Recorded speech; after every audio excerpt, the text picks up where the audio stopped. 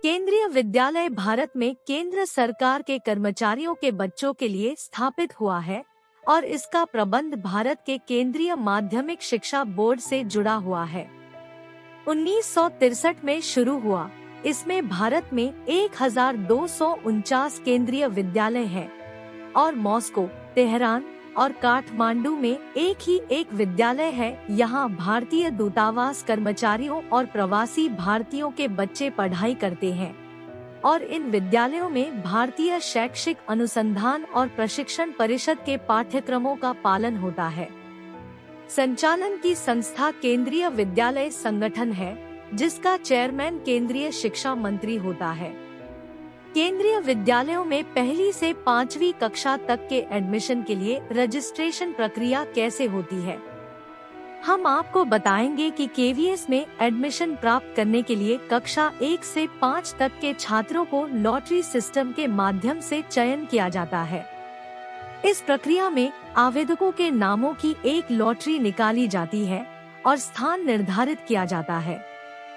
यह न्यायपूर्ण और समान अवसर सुनिश्चित करने का एक तरीका है ताकि सभी इच्छुक छात्र एक निष्पक्ष माध्यम से एडमिशन प्राप्त कर सके।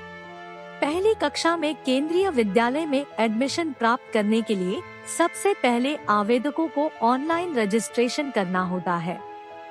इसके बाद आधिकारिक वेबसाइट पर लॉटरी के परिणाम या चयन सूची को जारी किया जाता है।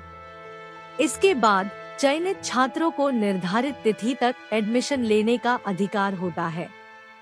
यह विधि न्यायसंगत और समर्थ है ताकि सभी इच्छुक परिवारों को एक समान अवसर मिले।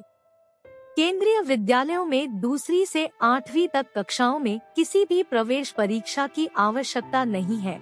इन कक्षाओं में भी एडमिशन लॉटरी प्रणाली के माध्यम से होता है। यहाँ पेरेंट्स को अपने बच्चों का पंजीकरण केवीएस की ऑफलाइन लॉटरी सिस्टम के तहत करना होता है। वे केवीएस की वेबसाइट counselingadmission.kvs.gov.in पर जा सकते हैं और वहाँ रजिस्ट्रेशन कर सकते हैं। एक महत्वपूर्ण बात यह है कि केवीएस में एडमिशन के लिए ऑनलाइन रजिस्ट्रेशन मुफ्त है, जो पेरेंट्स को एक सामान्य और सूचना समृद्धि प्रक्रिया का आनंद लेने का अवसर प्रदान करता है। केवीएस में प्रथम लॉटरी, जो शिक्षा के अधिकार अधिनियम आरटीई के तहत होने वाले एडमिशन के लिए निकलती है, विशेष रूप से SC, ST, AWS, BPL, OBC, non creamy layer दिव्यांग छात्रों के लिए 25% सीटों को आरक्षित करती है। केवीएस की दूसरी लॉटरी दिव्यांग छात्रों के लिए होती है, जो SC, ST, OBC और सामान्य वर्ग से हो सकते हैं। इसमें सर्विस प्रायोरिटी कैटेगरी को ध्यान में रखा जाता है, जिससे विशेष रूप से दिव्यांग छात्रों के माता-पिता को आवंटन किया जाता है। उदाहरण के लिए, एक दिव्यांग छात्र के माता-पिता यदि केंद्र सरकार के कर्मचारी हैं, तो उन्हें विशेष प्राथमिकता दी जाती है। केवीएस की तीसरी लॉटरी, जिसमें दिव्यांग और आरटीई के तहत सीटें भरी जाती हैं, बाकी रहने पर सर्विस लॉटरी कैटेगरी 1 और सर्विस कैटेगरी 2 से सीटें आवंटित होती है। केवीएस की चौथी लॉटरी, जब तीसरी लॉटरी में सीटें खाली रहती हैं, तो SC, ST और OBC नॉन क्रीमी लेयर वर्ग के बच्चों से भरी जाती है। इसमें रिजर्व सीटों को भरने का प्रयास किया जाता है।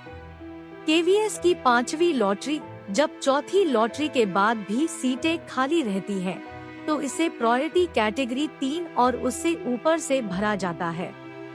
यदि कैटेगरी 3 से भर गई है, तो 4 को नजरअंदाज किया जाता है और इसी तरह यदि 3 और 4 से भर गई है, तो 5 को नहीं देखा जाता है। अगर इसके बाद भी SC, ST और OBC नॉन क्रीमी लेयर के बचे हुए सीटें छूट जाती हैं, तो उनके लिए एडमिशन प्राप्त करने के लिए ऑफलाइन फॉर्म जारी किए जाते हैं, जिसके माध्यम से इन छात्रों के लिए एडमिशन की प्रक्रिया आयोजित की जाती है।